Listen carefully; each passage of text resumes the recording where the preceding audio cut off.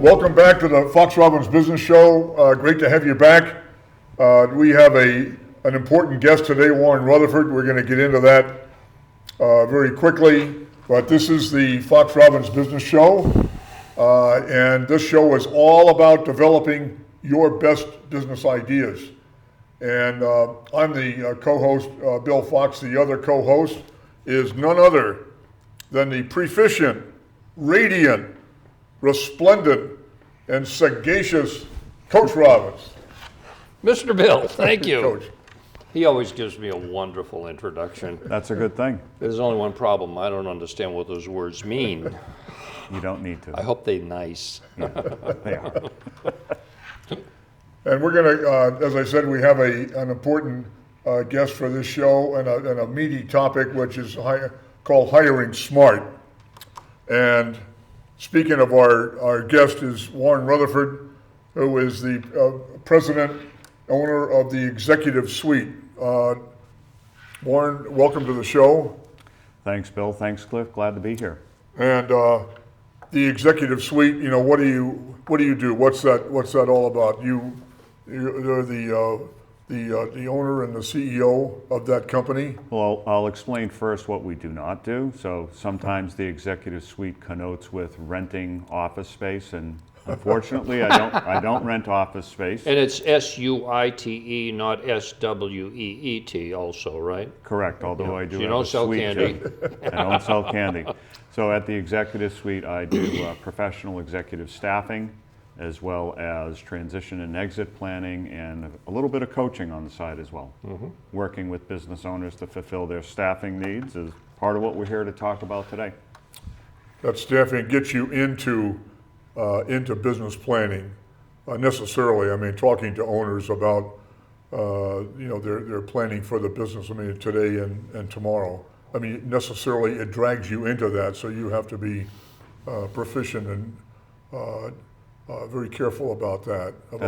That's a large component of what I do. Right, and we had asked you to come on the Fox Robbins show and talk about the hiring process. Mm-hmm. And we did that particularly with small business. Of course, hiring people is absolutely crucial. Well, it's crucial for big business too, but particularly for small business. It's few people. Mm-hmm. And the selections have to be, very carefully taken into account. Absolutely. And say, oh, okay, well, that's fine. What's wrong with that? Nothing, except that probably the vast majority of small business people have no training or background or skill set in that function. Mm-hmm.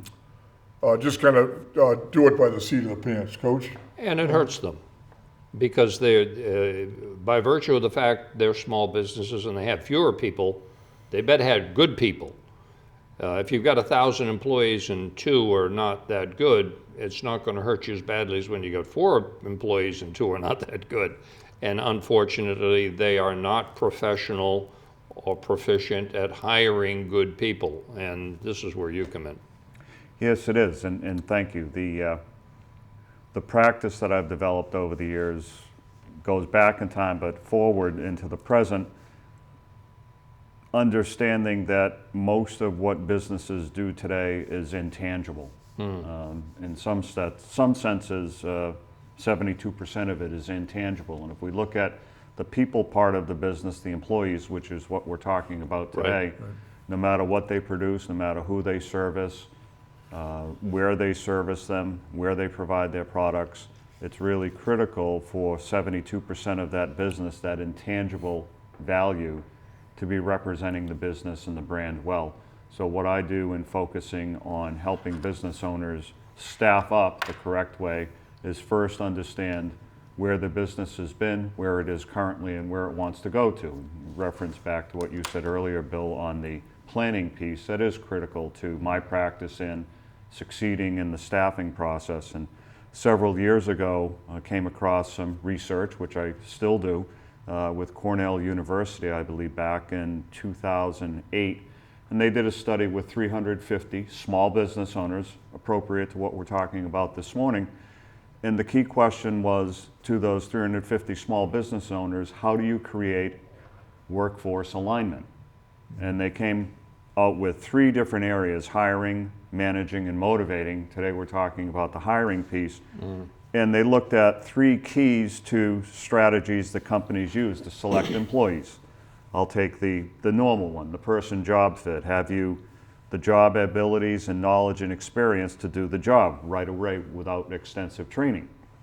The other part is, how well do you fit into the organization, the person-organization fit? Culture piece. Culture piece, as well as hiring people with the capacity to work well with other company employees. Yeah. So the first 2 are what traditionally I've encountered employers focusing on.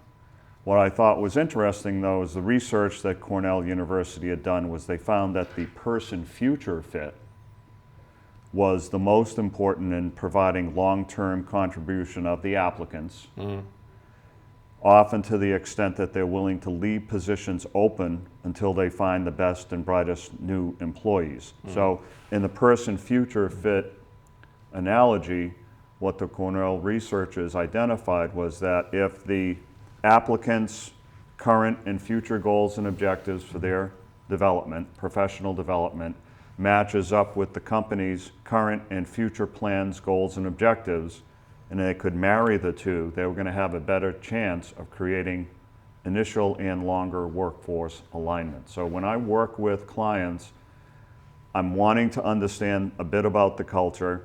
I'm wanting to understand an awful lot about the type of person, the skill sets they have, but more importantly, are they focused on their goals and objectives, their plans, as you mentioned earlier, Bill, and are they interested in retaining employees who also have similar paralleled goals and objectives?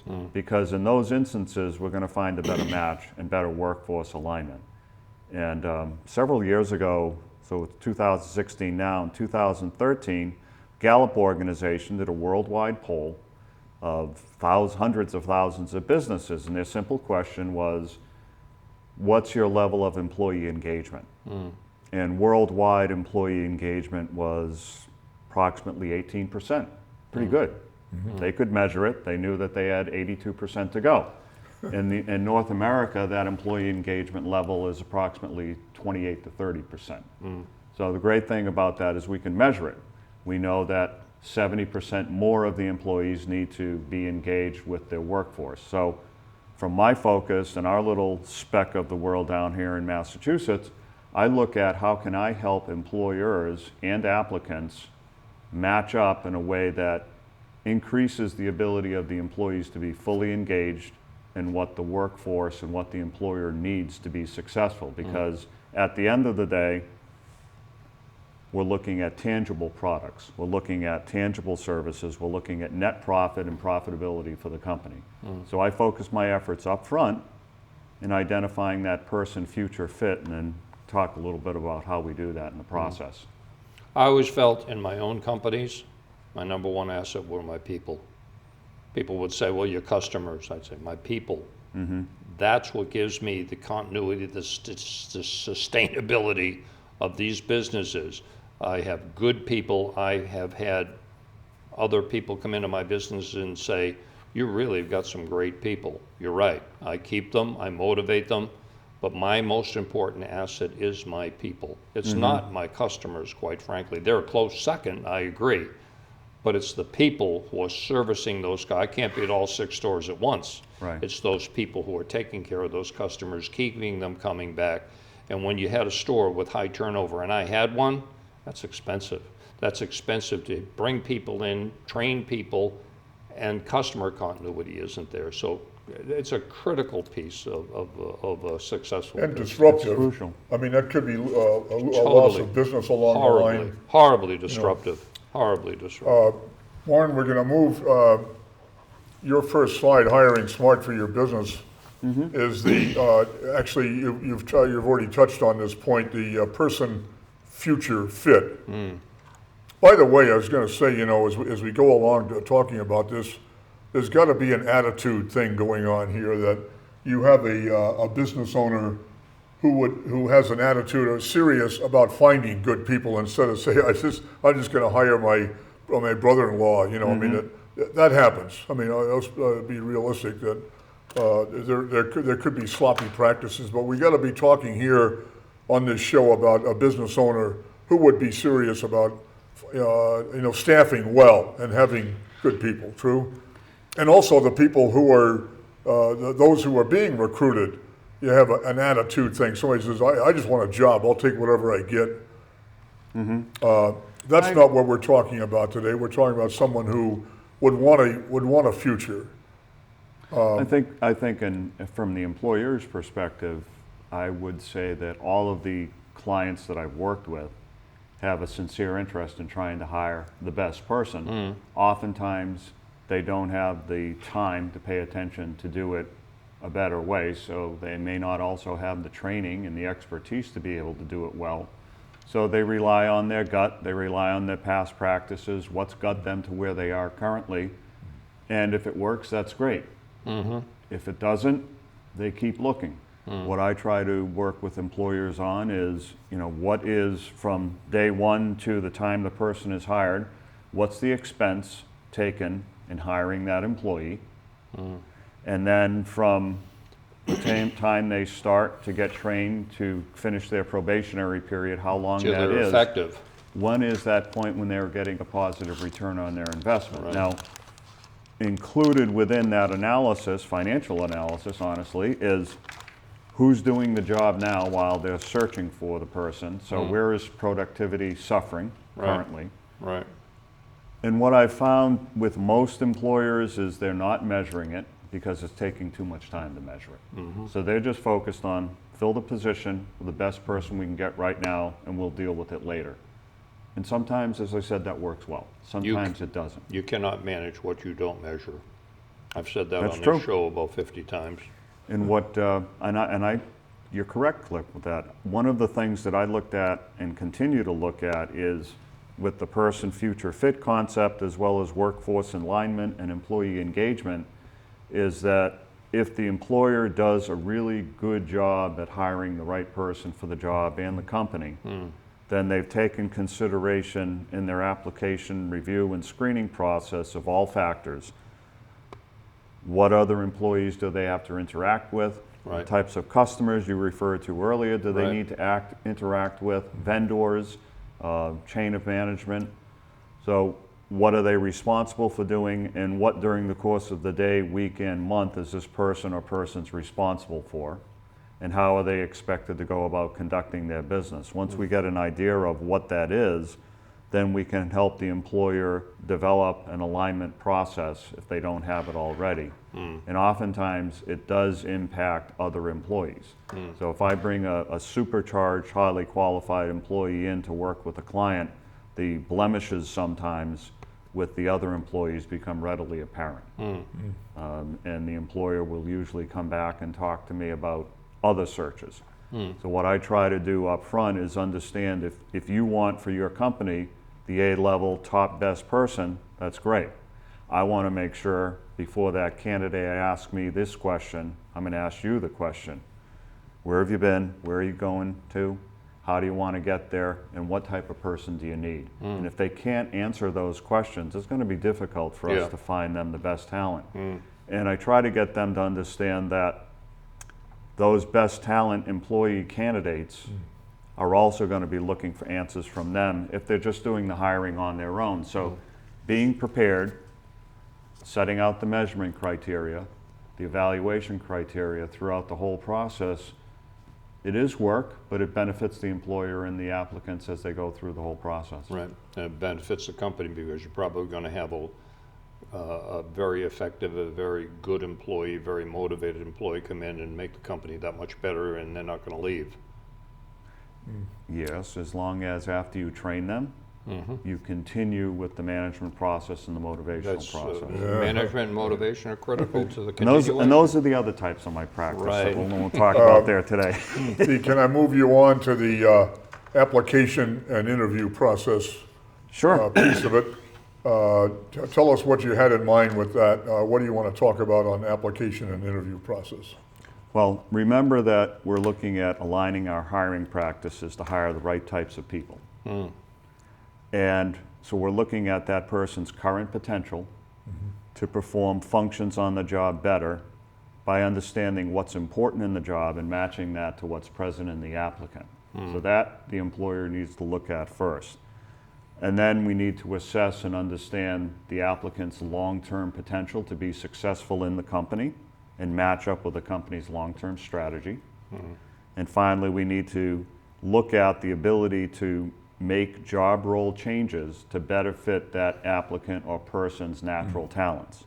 So when I'm looking at the application and interviewing process, Bill, I'm focusing on alignment.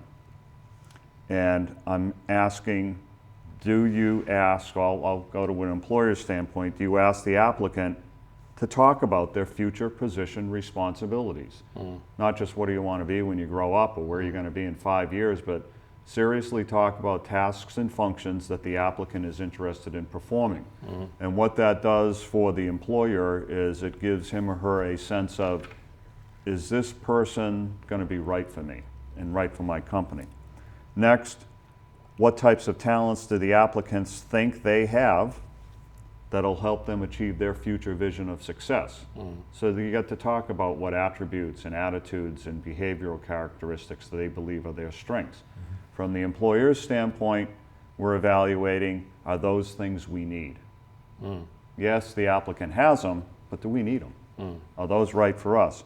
And third, what talents do they think they're strong in and why? And engage in a discussion with them on all of that. So the way I do that is to go through a fairly extensive application and interviewing process and have common interview questions.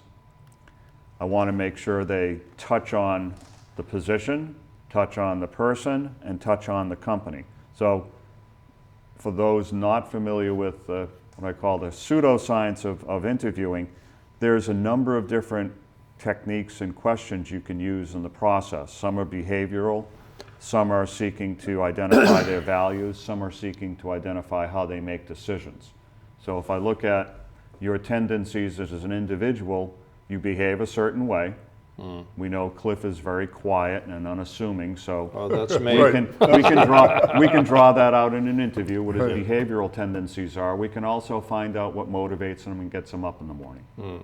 And then we can also identify how he processes and makes decisions. And my interview questions as I work with employers are geared to helping them understand that, because I want the employer to be able to understand, are those motivators, behaviors, and decision-making talents something we need for the job, first and foremost, because you can't change that person once he or she comes in the job. They come with all those attributes. So when I'm looking at the application process, the interviewing process on the application, if the employer has one, I'm asking questions, what type of position do they want to have and why? As you know, I'm a lot with questions. What types of responsibilities? Who do they want to interact with and why? And you get really engaged with an applicant as to why they want to do these things, for what purpose, what type of guidance or direction do they want or need? What kind of company environment are they going to be most comfortable and productive with? Now, I've had employers and applicants tell me those were pretty weird questions. Fine. But once I hire you, you're going to be exposed to all these things. All right. And I want to get a sense of predictively how you're going to interact with others and how you're going to produce on the job. Future fit. Yeah, future fit. And do those answers align with their future vision? And on the application, if I'm having them put those responses in words, then it's a matter of them thinking how to put that down in writing. Right. Some applicants are great at writing, some are not. Right. Some are great at different types of communication. So interviewing questions, there's 6 types.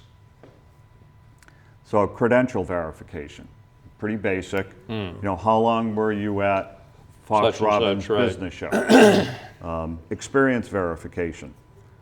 What were your responsibilities What did in you that do there, position? right. What did you do? For how long?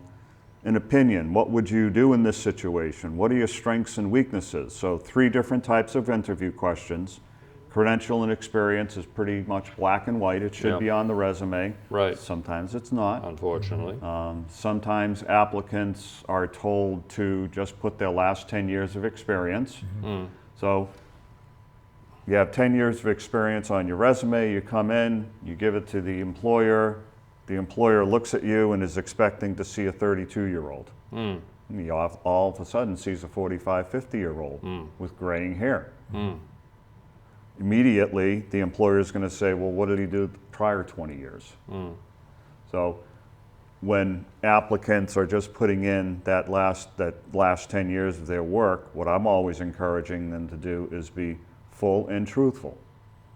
Even though someone may have told them and advised them, just show your last 10 years, you want to make sure that they know they've got a 45, 50-year-old walking through the door. Right.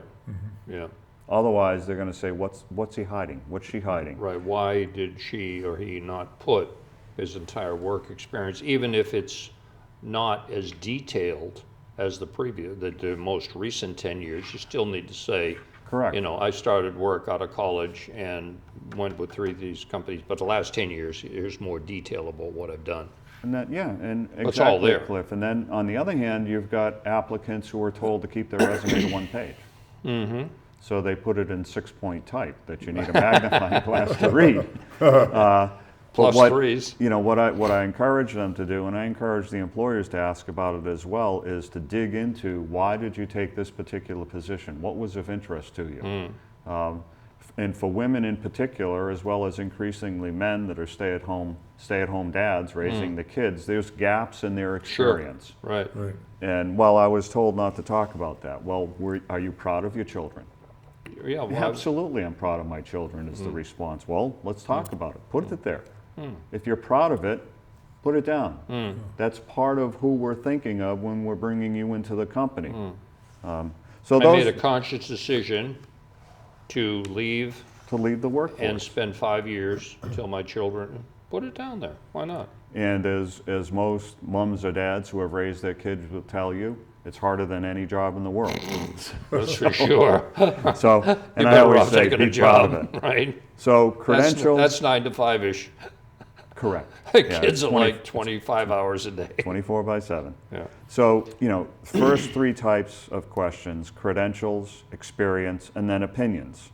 And the opinions, I gave several examples, but it gives you the opportunity to analyze subjectively how they're going to respond to a particular scenario, and then get a sense of their confidence level and self-awareness level. So there's a number of different questions you can ask in that area. 2 more. I always like this one when I see certain applicants come in. Dumb questions. It gets them past the pre-programmed answers to find out how original are they. So I love this. Sometimes I'll ask it, sometimes I won't. Depends on what they look like or talk like. But what kind of animal would you like to be? It kind of gets them to think on their feet. So if I ask that of Cliff, what do you think his response would be, Bill? Rhinoceros.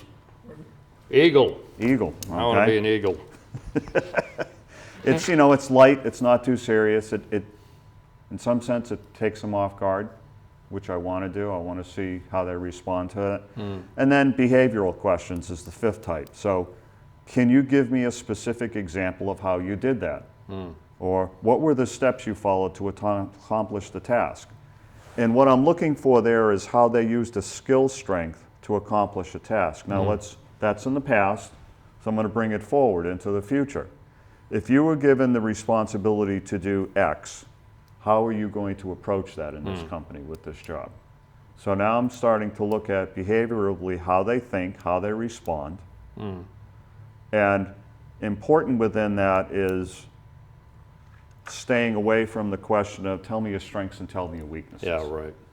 Because they're going to say I'm great and I don't have any weaknesses. Well, I agree with that. Or they'll Everyone's say the best. something that they've been taught about. Make a weakness really a strength, strength. or some silly Sure. such thing. So what I try to do is tell them, well, I always do tell them on the application process, I want you to know that I am going to check your references if you're a finalist for the job. Just be aware that I'm going to call Bill Fox and I'm going to ask him this question. Bill, I'm interviewing Cliff for position of chief administrator of washing all the bottles in the kitchen. And I'd like you to honestly tell me, where do you think Cliff is the best at doing his particular job? What does he shine at? And I'm asking that of you because A former employer. I want you to tell me. So now the applicant is saying, well, he's not asking me my greatest strength. He's asking me what my former employer would say about me. They pause, they think about it, and more often than not, they say, are you really going to call him? Why would I not ask the question?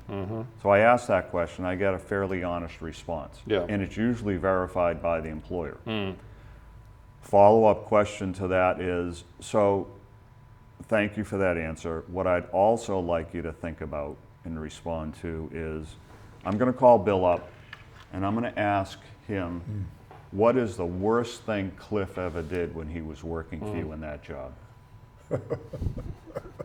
Yeah. And you'd be amazed at what they come out with. You're not going to ask them that, are you? I just asked the question. I'm not breathing air for a reason here. So they come up with a fairly honest answer. Right. The last set of questions is competency-based, and what we're looking at is aligning competencies with experience. So can you give me a specific example of your leadership skills? Explain the way in which you thought of a creative solution to a problem.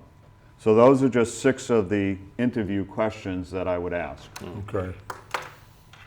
Good. Well, we're going to go on and we're going to do a second episode Okay? to cover. We've got some more material to cover with you, and would ask you to bear with us. And we're going to end this episode for the moment. This is the Fox Robbins Business Show. Thank you guys for watching. Coming back, we will have, as I said, a second episode with Warren. Part 1 of 2. Cover all the important stuff that he has to say. Excuse me. And again, thank you for watching. And please feel free to send any comments to foxrobbins@gmail.com. And we will see you guys next time.